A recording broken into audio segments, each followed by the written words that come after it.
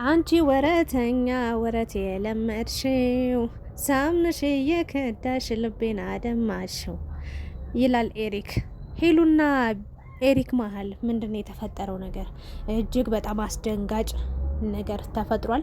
ሄሉ እንግዲህ ድንገት ኤሪክን ከነመፈጠሩ ለሷ ብሎ ስንት ዋጋ ከፍሎ ስንት ነገር ትቶ መጥቶ አሁን ላይ ግን ትቼ ልሄድ ነው በማለት እንግዲህ ከሱ ለመራቅ እየሞከረች ነው የምትገኘው። እሱ ደግሞ እኔ የትም አልሄድም፣ እናቴ ጋም አልመለስም፣ ከነ ጆሲ ጋር ኤንዲ ጋር መሆን አልፈልግም፣ ራሴን ማጥፋት ነው የምፈልገው፣ በቃ አንቺን አጥቼሽ ከአንቺ ተለይቼ መኖር አልችልም ብሏታል። ሄሉ ደግሞ እኔ ስራዬን ለመስራት ሊሄድ ነው በማለት እንግዲህ እጅግ በጣም ብዙዎቹን አስደንግጧል።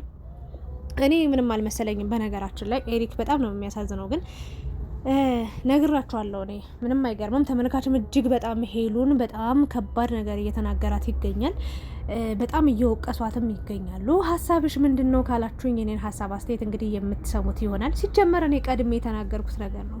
ካስታወሳችሁ ገና ቪዲዮ ኤሪክ መጥቶ ሲነገር ወይ ደግሞ ሄሉ ፈገግ ስትል ከኤርፖርት ስታስመልሰው ሄሉ ሊሄድ ነው ብሎ ፓስፖርቱን ይዞ ምናምን ሊሄድ በነበረበት ታይም አይ መሄድ የለብህም ብላ ስታስቀረው ጀምሮ እኔ ሀሳብ አስተያየት ሰጥቻለሁ። በጭራሽ ሄሉ ከዚህ ልጅ ጋር በምንም ተአምር የፍቅር ጥያቄውን ተቀብላው አትቀጥልም። ከቀጠለች እኔ እቀጣለሁ በፈልጋችሁት ብዬ አስረግጬ ነግሬያችኋለሁ። ስለዚህ ዛሬም ነገም ከነገ ወዲያም በቃ ኤሪክ አልፈልግም ወደ መጣህበት ሄድ ብትለው አይገርመኝም፣ አይደንቀኝም። ብዙዎቻችሁ ግን ኤሪክና ሄሉ አንድ ላይ እንደሚሆኑ ወይ ደግሞ አንድ ላይ እንደሚቀጥሉ ወይ ደግሞ ሄሉ 100% ፍቅሩን እንደተቀበለችው ስላሰባችሁ ውስጣችሁን ስላሳመናችሁት ሄሉ እንዲህ ብላ ብትናገረው ወይ ደግሞ አልፈልግም ከአንተ ጋር መሆን አልፈልግም፣ በቃ አንተ እንደምትወደኝ እኔ አልወድህም፣ አንተ እንዳፈቀርከኝ እኔ አላፈቀርኩም ብትለው በጣም በሄሉ የምታዝኑና የምትሰድቧት የምታጥቧት ይመስለኛል። ያው ዛሬም በጣም እያሳደባችኋት ሄሉን አንቺን መቼ ማናምንሽን፣ በጣም ባለጌ ነሽ፣ ሁሌ ሰው ትጎጃለሽ፣ ሁሌ ሰው ታስቀይሚያለሽ፣ ሁሌ ሰው ታስከፊያለሽ። በጣም የኮሜንት ማአት ሄሉን ወቀሳ ነው ሙሉ ኮሜንቱ ማለት ይቻላል። በጣም ብዙ ኮሜንት አለ፣ እያየው ነበረ ቪዲዮን እያየው እና ግን ምንድነው የተፈጠረው ነገር? ቪዲዮ ራሱ መጨረሻው አጀማመሩ ማጨራረሱ መሀል ላይ ያለውም ውዝግብግብ ያለ ድብልቅልቅ ያለ ቪዲዮ ነው የተለቀቀው። በነገራችን ላይ ዛሬ እንግዲህ ጆሲም ኤንዲም ኤሪክም በተገኙበት ጠርታቸው ኤሪክም እንዲመጣ ካስደረገች በኋላ ስራ አለኝ እስከ ዛሬ በሌሎች ሰዎች ነበር የማሰራው፣ ግን እኔ የሌለውበት ስራ በጣም ብዙ ነገር እየጎደለብኝ ስለሆነ ኢትዮጵያ ውስጥ ሆኖ ግን ሌላ ከተማ ሌላ አካባቢ ሊሄድ ነው። ስለዚህ ይሄንን ልንገራችሁ ብዬ ነው እንደ ጓደኛ ዝም ብዬ ከሚሄድ በማለት እንግዲህ ሄሉ ትነግራችኋለች። እነሱ እንዴት እንደ ጓደኛም እኮ ይደብራል፣ እሱ ሳንችን ብሎ መጡ እንዴት ምናምን ሲሏት ሄሉ ጓለች ማለት ነው። በቃ እሪ ያለች እኔ ስራዬን አለ ስራ በቃ ምናምን ብላ በቃ እነሱ የሚያወሩት ሌላ እሷ የምትመልሰው ሌላ ነበረ። በጣም አስደንጋጭ ነገር ነበረ። ሲጀመር አንድ ሄሉ እስከ ዛሬ ሚዲያ ላይ መርግጥ ከካሜራ ጀርባ የምትሰራው ስራ ሊኖር ይችላል። ግን እንዲህ የግል ድርጅት እንዳለው ሰው የሚያስቸኩል ወይ ደግሞ እንደዚህ የሚያስፈጥን ወይ ደግሞ እንደዚህ ኤሪክን አስትቶ የሚያስኬድ ስራ እንደሌላት 100% እኔ አውቃለሁ፣ እርግጠኛ ነኝ ማለት ነው። ይህንን ሀሳብ ቆይ ፕራንክ ወይስ እውነት የሚለውን ልንገራችሁ። በነገራችን ላይ ሄሉ ጃኬቷን ሁሉ አውልቃ ኮቷን እየወረወረች ነበር ምናምን። ኤንዲ እንደ ዛሬ አንጀቴን በልቶኝ አያውቅም። እግዚአብሔርን እንባዬ ሳላስበው ማለት ነው። በቃ እኔ ኤንዲ ጋም ጆሲ ጋም እማዬ እናቴ ጋም አልሄድም፣ በቃ ወደዛ ነው የሚሄደው ምናምን ብሎ ኡፍ በቃ እንዴት እንደሚያሳዝን ቁጭ ሲል ማለት ነው።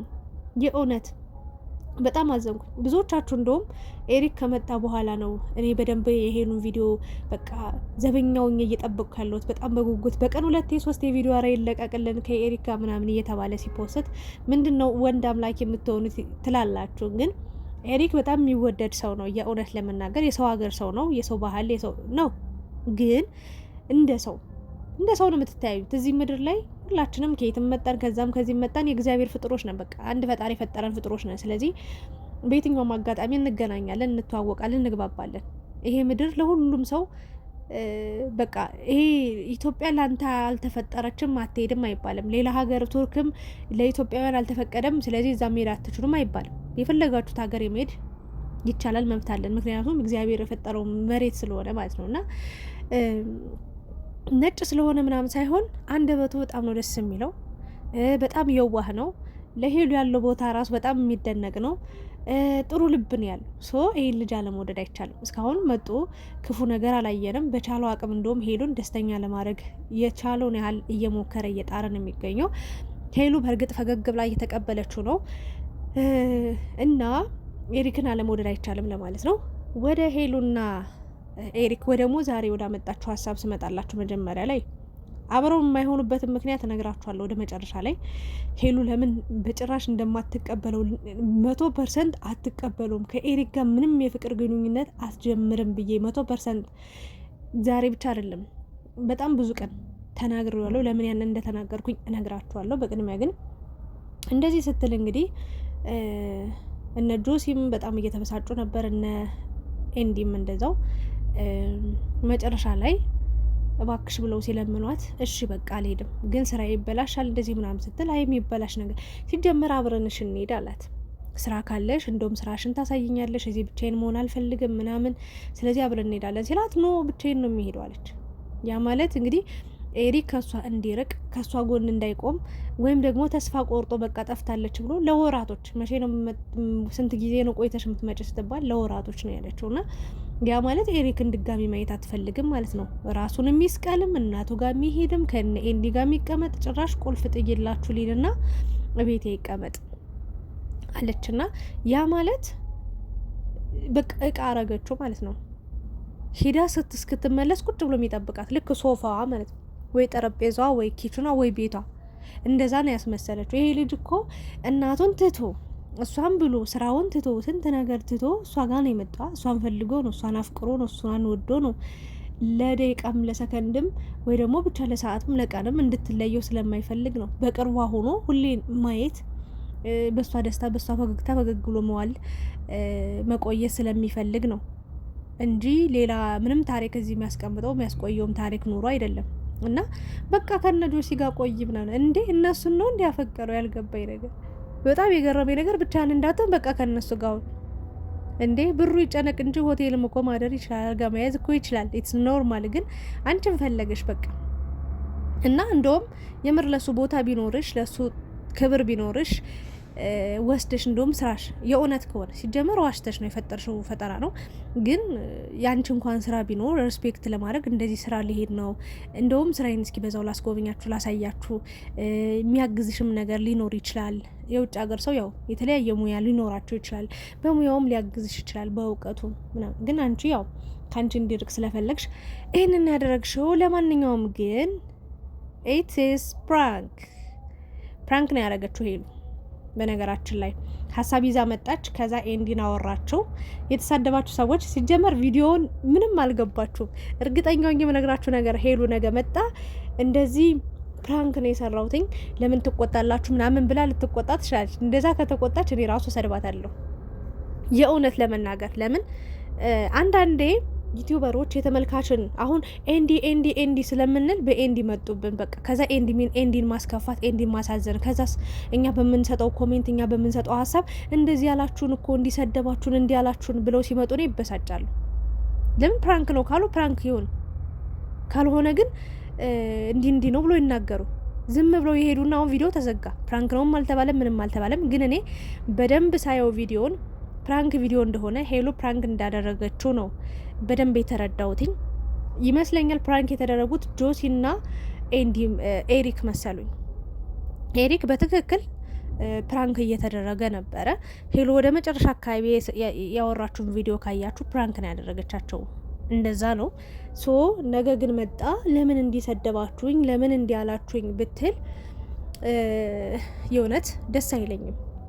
ምክንያቱም ፕራንክ ነው ብሎ አልዘጉትም። ያው ነገ በሌላ ቤት ስለሚመጡ ነው እንግዲህ ፕራንክ ነው ብላ ያልተናገረችው። ኤኒዌይስ ግን እኔ ፕራንክ እንደሰሩ ነው 99% ያየሁት ቪዲዮን የዛሬው ቪዲዮ እንጂ በዚህ ልክ የሚጎዳ ነገር ትናገራለች ወይ ደግሞ በዚህ ልክ የሆነ ዝግትግት ብላ ወይ ደግሞ ማሰብ አቆማ ኤሪክን ታስከፋዋለች ታስቀይመዋለች ብዬ አላስብም። በእርግጥ ያው ወደ መጨረሻ አካባቢ እሺ በቃ አልሄድም ብላ ዘግተዋለች ወይም ደግሞ አብረው መሆን እንደምትፈልግ ለሱ ብላ እንግዲህ እንደቀረች ተናግራለች። ግን ደግሞ ፕራንክ ነው ብዬ ነው የማስበው። ኤሪክና ሄሉ ለምንድን ነው ግንኙነት የማይጀምሩት? እንዴት ይሄንን ልታውቂ ይቻልሽ? እንዴትስ በዚህ ልክ እርግጠኛ ሆነሽ ልትናገር ይቻልሽ ካላችሁኝ እየመረራችሁም ቢሆን ዋጡት። እንግዲህ ለመሰላችሁ እውነታው ሄሉና ኤሪክ በምንም ተአምር በምንም አጋጣሚ በምንም ሁኔታ አብረው አይቀጥሉም። ወይም ደግሞ የፍቅር ግንኙነት ወይም ደግሞ ትዳር ኤሪክ እንደሚያስበው ልጆች ወልደው ተጋብተው ምናምን ቤት መስርተው መኖር እንደሚለው ሄሉ በምንም ተአምር ይሄ ሀሳብ የላትም በጭራሽ ማለት ነው። የሆነ ጊዜ ካስታወሳችሁ ልጅ እፈልጋለሁ ግን ትዳር አልፈልግም አይነት ሀሳብ ሰጣ ነበረ። ግን ያው ያ ሰው ናት ወይም ደግሞ አለች፣ በህይወት አለች። የሞተ ሰው ብቻ ነው ሀሳቡን የማይቀይረው። ልትቀይር ትችላለች እንደ ሌሎቹ ትዳር፣ ኑሮ፣ ፍቅር፣ ባል የሚባለው ነገር የእውነት ልታስብ ትችላለች። ግን ኤሪክን የማትቀበልበት በጣም በጣም ብዙ ምክንያቶች አሉ። እሱን ሌላ ጊዜ ዘርዘር አድርጌ ነግራችኋለሁ። ግን እኔ ካሁኑ እንዳትጎዱ ምነግራችሁ ለተመልካቾቼ ሄሉን ከሀስከፈ በደንብ አድርጌ ነው ማቃት። በምንም ተአምር ኤሪክን የፍቅር ግንኙነት አትጀምርም ከሱ ጋር። ብትጀምርም ከ3 ወር ከ2 ወር ያለፈ ጓደኝነት ተውት፣ ፍቅር አይደለም፣ የለም ፍቅር የሚባል የለም። ጓደኝነት አይቆይም፣ አይዘልም። እሱም ወይ ወደሚሄድበት ይሄዳል፣ ወይ ደግሞ ሌላ አፍቅሮ እዚህ ኢትዮጵያ ይቀራል፣ ወይ ቻናል ከፍቶ ምናምን እንደዛ ነው የሚሆነው እንጂ ከሄሉ ጋር እስከ መጨረሻው አብሮ አይቆዩ። አለቀ። ይህንን ነገር ማወቅ መቻል አለባችሁ። እናንተ በጣም በሰፊው ኤሪክና ሄሉ ሊጣበሱ ነው። እሰይ እንኳን እንደዚህ ያልሽለት፣ እንኳን ሳቅሽለት፣ እንኳን ተደሰትሽለት፣ እንኳን አብረሽው አሳለፍሽ ጊዜ ምናምን ብላችሁ ደስተኛ የምትሆኑ ሰዎች አላችሁ። ኔቨር ኤቨር ሄሉ ይሄንን በተአምር በታሪክ አታደርገውም። ካደረገች እኔ የፈለጋችሁትን እቀጣለሁ። ሄሉ ከዚህ ልጅ ጋር ከ2 ወር ከ3 ወር በላይ አብራው ከቆየች እኔ በፈለጋችሁ ትቀጣላችኋል። የፈለጋችሁትን ቅጦኝ። ለምን በጭንቅላትሽ ቁመሽ 24 ሰዓት ውለሽ እደሪ አትሉኝም? የፈለጋችሁትን እቀጣለሁ። አታደርገውም። እናንተም ይሄንን ነገር አትጠብቁ። ኤሪክ እንደሚጎዳ ግልጽ ነው። ኤሪክ ልቡ እንደሚሰበር ግልጽ ነው። ግን ሄሉን እኔ ሁሌ የምነግራት ነገር ከዚህ ልጅ ጋር እንደማትሆኚ አንቺም እኔም የተወሰነ ሰውም ያውቃል። ሶ በጊዜ ወይ ወደ እናቱ ቤት እንዲመለስ ብታደርጊ ወይ ያለውን ነገር ስሜትሽን ብትነግሪው ብዬ ብዙ ጊዜ ተናግሬ ያለው። ግን ሄሉ ያው ሁሉን ነገር አሸፋፍና ምናምን በቃ ዝም ብላ ለጊዜው ፈገግ ብላ ስቃ ነው የምታሳልፈው። ወድሻለሁ፣ አፈቅርሻለሁ ሀቢብቲ ያጋልብ ያኡምሪ ሲላት ስቃ ነው ዝም የምትለው። ሶ ያንን ነገር አክሰፕት እንዳረገችው ነው የሚያስበው እሱም። እሷ ግን አክሰፕት የሚባል ነገር የለም በእሷ ቤት። የእውነት የልንገራችሁ፣ መጥፎ ሰው ክፉ ሰው አርጋችሁ ደግሞ ሄሉን አትሳሏት። አሁን ዛሬ የሰራችሁ ቪዲዮ ፕራንክ ቪዲዮ ነው፣ ግን ስድባችሁ የሚዘጋ በትናንት ማንነቷ ለማሸማቀቅ ለማሳፈር እሷን ዝቅ ለማድረግ እየሞከራችሁ ነበር። እኔ ጀስት በዚህ ማለት የሆነባት እንደማትፈልገው አውቃለሁ በፍቅር ግን በዚህ ያህል ደረጃ የሚያስጠላ ቃል ተናግራ ወይ ደግሞ እንዲህ ዝም ብላ ከመሬት ተነስታ ልሄድ ነው ብላ አስቀይመው አስከፍተው ለዛውም ስጦታ በሰጣት ማግስት ይህንን ነገር ታደርጋለች ብዬ ስለማላስብ ቪዲዮን በትኩረት አየሁት። ፕራንክ እንደሆነ ተረድቻለሁ። ለማንኛውም በነገው ቪዲዮ ተመልሰን የምንመጣ ይሆናል። ቪዲዮን እስከ መጨረሻው ሳታዩ ምንም አይነት ኮሜንት አትጻፉ። እኔ ቤትም ሌሎች ሰዎች ቤትም ብዬ ሀሳብ አስተያየትን እሰጣለሁ። ለማንኛውም እንግዲህ ፈጣሪ ጥሩ ትዳር፣ ጥሩ ኑሮ፣ ጥሩ ህይወትን ይስጣት ለሄሉም ለኤሪክም እላለሁ። አመሰግናለሁ።